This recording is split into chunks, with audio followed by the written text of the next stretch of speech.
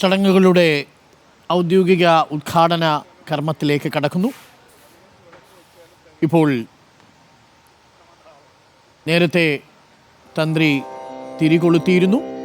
ഇപ്പോൾ നിലവിളക്ക് കൊളുത്തി മുഖ്യമന്ത്രി, ദേവസ്വം വകുപ്പ് മന്ത്രി, ചടങ്ങിൽ പങ്കെടുക്കുന്ന മറ്റു മന്ത്രിമാരുടെയും വിശിഷ്ടാതിഥികളുടെയും സാന്നിധ്യത്തിൽ ആഗോള അയ്യപ്പ സംഗമത്തിന് തിരി തെളിയുകയാണ്.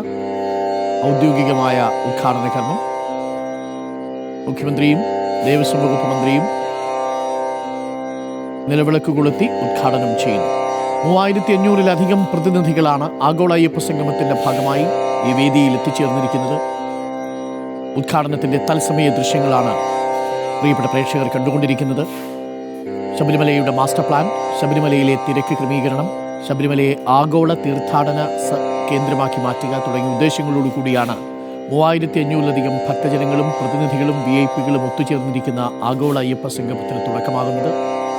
തിരുവിതാംകൂർ ദേവസ്വം ബോർഡ് 1980-ൽ രൂപീകൃതമായതിൻ്റെ പ്ലാറ്റിനം ജൂബിലിയോടനുബന്ധിച്ച് നടത്തുന്ന ആഗോള അയ്യപ്പ സംഗമം സംഘടിപ്പിക്കുന്ന ദേവസ്വം ബോർഡാണെങ്കിലും എല്ലാ പിന്തുണയും സർക്കാർ നൽകുന്നുണ്ട്.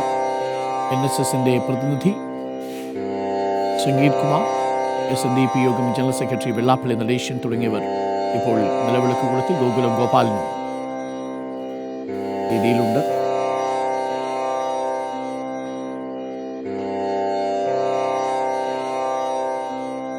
വിവിധ സാമുദായിക സാംസ്കാരിക സംഘടനകളുടെ നേതാക്കൾ